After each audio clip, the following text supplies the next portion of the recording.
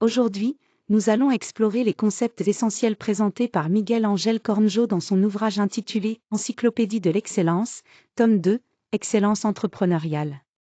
Ce livre est une référence incontournable pour comprendre comment atteindre et maintenir l'excellence dans le monde de l'entrepreneuriat. Nous verrons comment les principes développés ici peuvent transformer une idée en une entreprise prospère, en mettant l'accent sur les qualités et les pratiques qui différencient les entrepreneurs d'exception. L'alignement stratégique est essentiel pour que la vision de l'entreprise ne reste pas simplement un texte de direction, mais qu'elle se traduise en actions concrètes au quotidien. Il s'agit d'abord de créer une vision partagée, en traduisant les objectifs globaux en buts clairs et compréhensibles pour chaque niveau de l'organisation.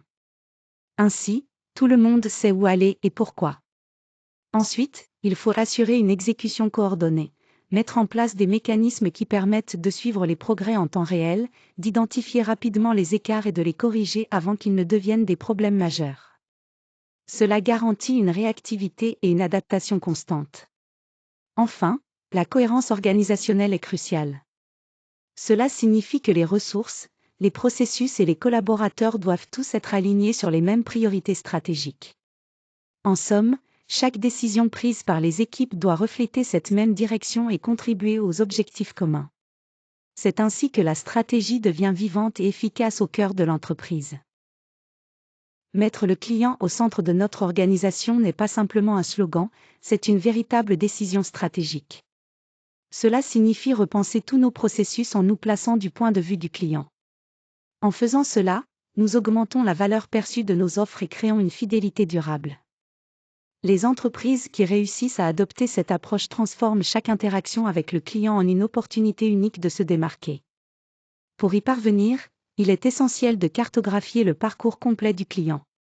Cela nous permet de repérer les points de friction, mais aussi les opportunités d'amélioration à chaque étape de son expérience.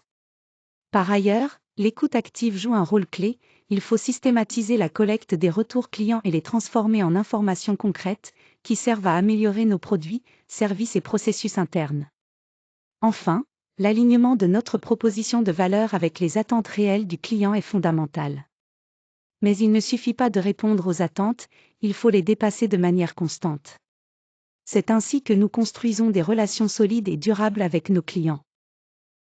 La qualité totale, c'est bien plus que simplement respecter des normes ou des spécifications. C'est une véritable transformation de chaque interaction, qu'elle soit interne ou externe, en une norme mesurable et répétable. L'idée est d'institutionnaliser une culture où la rigueur et l'excellence deviennent la règle, pas l'exception. Pour cela, il faut d'abord définir clairement des normes. Cela signifie documenter et communiquer les critères de qualité dans chaque processus critique afin que tout le monde sache précisément ce qui est attendu. Ensuite, il est essentiel de mettre en place une mesure systématique. Cela veut dire implanter des indicateurs qui permettent de surveiller en temps réel la conformité aux normes. Ainsi, on peut rapidement détecter et corriger les écarts. Enfin, la qualité totale repose sur une amélioration itérative. Les données collectées sur la qualité ne doivent pas rester figées, elles doivent être utilisées pour faire évoluer continuellement les processus et atteindre un niveau d'excellence toujours plus élevé. Le principe fondamental ici, c'est que chaque personne est responsable de la qualité de son travail et de son impact sur le maillon suivant de la chaîne de valeur. Comme on dit, la qualité n'est pas un acte, c'est une habitude. C'est cette habitude partagée qui fait toute la différence. Le leadership collaboratif est essentiel pour dépasser les silos organisationnels, qui freinent souvent la rapidité et l'innovation. En brisant ces barrières, on facilite la prise de décision qui traverse les différents départements, ce qui permet de créer des réseaux de confiance solides. Ces réseaux accélèrent l'exécution des projets tout en maintenant une cohérence stratégique indispensable. Pour cela, il est important de mettre en place des réseaux transversaux. Ces structures informelles viennent compléter la hiérarchie traditionnelle et encouragent un échange fluide d'informations entre les différents domaines de l'entreprise. Cela favorise une meilleure coordination et une collaboration plus efficace. Ensuite, les décisions agiles prennent tout leur sens.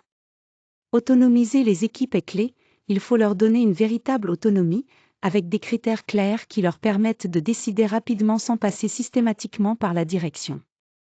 Cela rend l'organisation plus réactive et adaptable. Enfin, La culture de confiance est le fondement de ce type de leadership. Il s'agit de bâtir des relations basées sur la transparence et un engagement mutuel, où les leaders ne cherchent pas à contrôler chaque détail mais plutôt à faciliter le travail de leurs équipes. C'est dans cet environnement que l'innovation et la vitesse deviennent possibles. L'amélioration continue est bien plus qu'un simple projet à durée limitée. C'est une véritable discipline qui s'installe durablement dans la culture de l'entreprise. Elle permet d'éviter la complaisance en encourageant un apprentissage constant. Chaque erreur devient une occasion d'apprendre, et chaque succès un tremplin pour aller encore plus loin. Ce processus s'appuie sur un cycle itératif connu, comme la méthode PDC à planifier, développer, contrôler, agir qui guide les organisations dans leur apprentissage systématique. Grâce à cette démarche, les entreprises transforment leur expérience en un avantage concurrentiel solide et durable. L'innovation opérationnelle nous invite à voir les restrictions internes, comme les ressources limitées, les processus rigides ou les structures complexes, non pas comme des obstacles permanents, mais comme des points de départ. Ces limitations deviennent des leviers pour créer des avantages compétitifs uniques et difficiles à copier. D'abord, il s'agit de réinterpréter ces contraintes comme des sources de créativité. Plutôt que de les subir, on les utilise pour stimuler des solutions nouvelles, plus efficaces et originales. C'est un changement de perspective essentiel.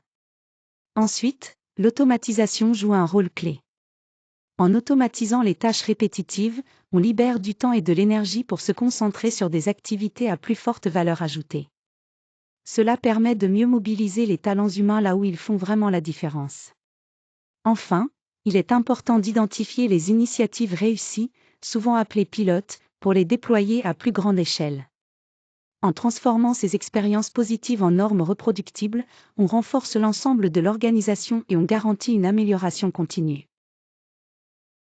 L'éthique des affaires n'est pas simplement une dépense, c'est un véritable investissement dans la réputation et la confiance. Dans un monde où l'information circule instantanément, maintenir l'intégrité est essentiel pour préserver la licence sociale d'opérer. Cela signifie que les entreprises doivent être responsables non seulement vis-à-vis de leurs résultats financiers, mais aussi envers toutes les parties prenantes sur le long terme. Une conduite éthique constante construit une réputation solide, qui sert de bouclier lors des crises ou des controverses, inévitables dans le cours des affaires. Cette réputation protège l'entreprise et facilite sa résilience. Par ailleurs, la confiance des parties prenantes, que ce soit les investisseurs, les employés, les clients ou les régulateurs, est cruciale. Ces groupes valorisent fortement la cohérence entre les paroles et les actions d'une organisation. Cette confiance est un avantage compétitif qui favorise la fidélité et le soutien. Enfin, une gouvernance solide est indispensable.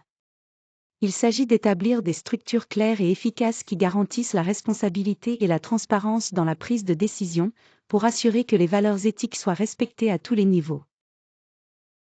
La culture délibérée ne se crée pas par hasard, elle se conçoit avec intention. Il s'agit d'aligner les comportements individuels avec les objectifs de l'entreprise, afin que chacun comprenne ce qu'on attend de lui et agisse en conséquence, sans avoir besoin d'une supervision constante. Pour cela, il est essentiel d'avoir un but clair. Il faut définir et communiquer le « pourquoi » de l'organisation de manière à ce que ce message résonne à tous les niveaux, guidant ainsi les décisions quotidiennes. Ensuite, les valeurs ne doivent pas rester des mots sur du papier. Elles doivent être vécues au quotidien, traduites en comportements observables qui sont reconnus et récompensés, créant ainsi un véritable engagement. Il faut aussi construire une narrative cohérente, une histoire qui donne du sens au travail de chacun, en reliant la contribution de chaque personne à l'impact global de l'organisation. Enfin, un renforcement continu est nécessaire. Cela passe par l'utilisation régulière de rituels, de reconnaissance et de systèmes de gestion qui encouragent et maintiennent les comportements souhaités au fil du temps. C'est ainsi que la culture d'entreprise devient un véritable moteur pour la performance collective. Pour construire un héritage organisationnel solide, il faut partir sur des fondations robustes. Cela signifie aligner notre stratégie, instaurer une culture délibérée et s'appuyer sur une éthique inébranlable. Ces éléments sont les bases immuables sur lesquelles tout repose. Ensuite, la phase de construction se traduit par des processus de qualité, une innovation opérationnelle constante et un leadership collaboratif qui met vraiment ces principes en action. Mais ce n'est pas suffisant. La croissance continue est essentielle. Elle passe par une amélioration permanente qui institutionnalise l'apprentissage à tous les niveaux et surtout, qui élimine la complaisance afin d'éviter la stagnation.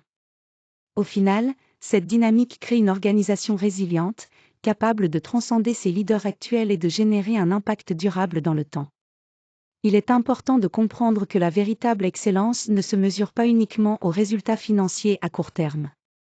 Construire un héritage organisationnel, c'est semer une influence profonde et durable, créer des structures qui perdurent, des valeurs qui inspirent les futurs leaders, et une contribution positive à la société, bien au-delà des seuls bénéfices économiques. C'est cette vision à long terme qui fait toute la différence. Merci beaucoup pour votre attention tout au long de cette présentation. J'espère que les informations partagées vous ont été utiles et qu'elles vous donneront des pistes intéressantes pour vos projets futurs. C'était un plaisir de vous présenter ce sujet passionnant, le géant en affaires. Encore une fois, merci et à bientôt.